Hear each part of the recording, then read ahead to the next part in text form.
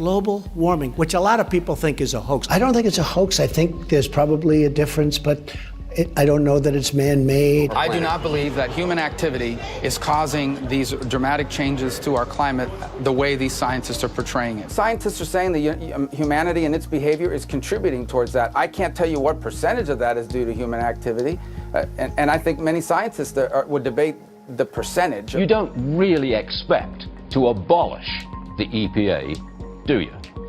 Well, there are a number of federal environmental laws that we will still need to enforce. But my belief is the EPA in its current form cannot be reformed. The Earth is warming, and I think that humans contribute greatly to that warming, and we've got to, I think, be more astute about the research we do. There are a bunch of scientists who feel that this is a problem and that maybe we can do something about CO2 emissions. Back in the 70s, a lot of scientists felt we were moving toward an ice age. Do you believe in climate change?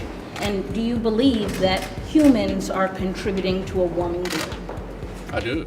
The question is, how do you address it? The Supreme Court dealt another heart-wrenching blow against not just the American people this time, but against the planet by gutting the Clean Air Act. So what does this mean for environmental activism going forward? I'm Yasmin Khan with Rebel HQ, and the Clean Air Act has been around since 1970, like abortion rights.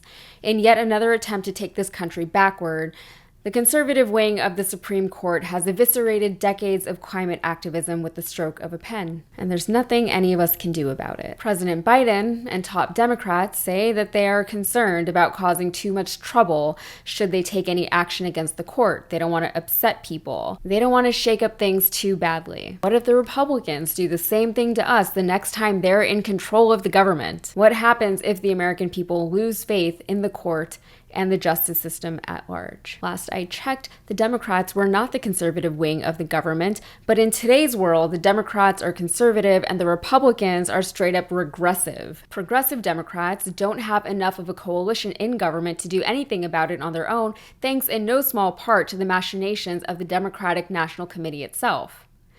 And I know that leftists get very triggered when we talk about the DNC, but we have good reason too. They screwed us. They screwed this entire country. They effectively gave us Joe Manchin.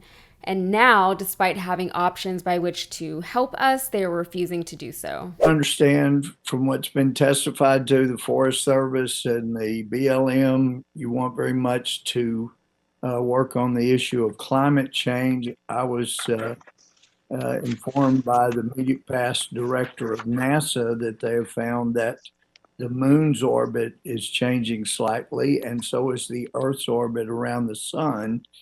We know there's been significant solar flare activity.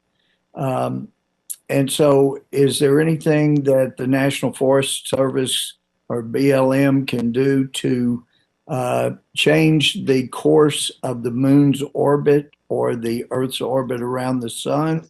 Obviously, that would have profound effects on our climate. Environmental activism in this country is nothing to balk at. A few decades ago, their ideas weren't mainstream, but due to their consistent work in the field, not to mention the fact that environmental issues on this planet have compounded upon themselves to the point that they're affecting everyday people in very real and tangible ways, more people are conscious of the issues facing our planet and what our role is in addressing those issues. Now, I remember being in elementary school and learning about how and why the Great Barrier Reef was dying and what that meant for the ecosystem that depended on it. That was nearly 30 years ago.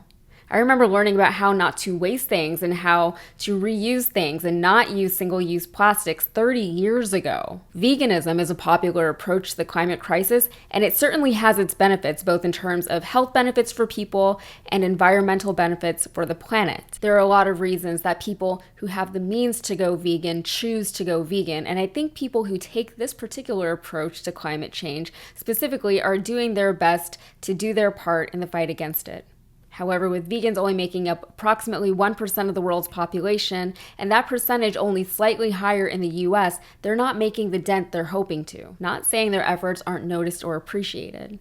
But while our vegans are doing their best to forego steaks and cheeseburgers, cows are being killed by the thousands every day, and the cattle industry is deforesting the Amazon rainforest.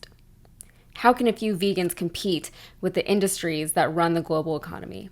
And if we're being real, it shouldn't be on any one person's shoulders to bear the burden of corporate greed and recklessness. We're not the ones making single-use plastic bags, and the option to boycott plastic bags by asking for paper instead, or by using your own reusable grocery bag, isn't one that realistically is likely to ever gain enough traction to compete with the oil and gas industry. Activists and groups try to fight against these industries, but their resources are limited, especially against monopolistic giants that have seemingly endless funds and the support of governments around the world. It's not a fair fight.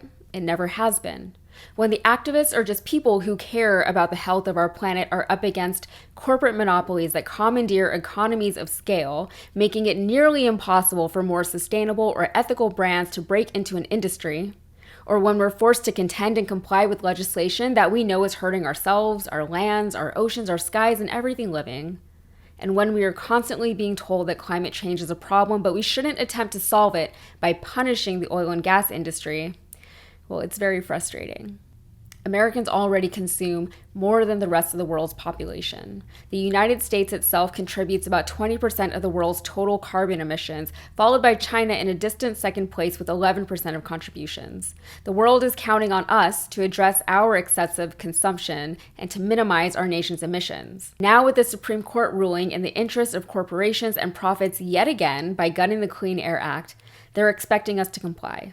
They're expecting us to sit down and take it. They want us to feel helpless. They want us to think that there is no point in fighting back.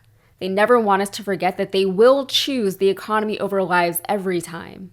It was no coincidence that they rolled back gun restrictions, empowered and protected delinquent police officers, undid abortion rights based on the Bible and the Salem witch trials, and committed to poisoning our air all over the course of, a week or two? But one thing the religious and morally bankrupt right keeps forgetting is that they do not have the support of the people.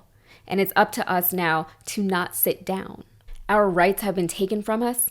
Our protections have been taken from us.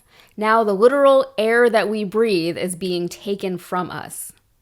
We're up against an astronomical amount of pushback from forces that have far more sway and influence over decision makers and entire industries, but at the very, very least, we do not have to make it easy for them to destroy our home or our future. All right, like and subscribe if you are so inclined. Thank you.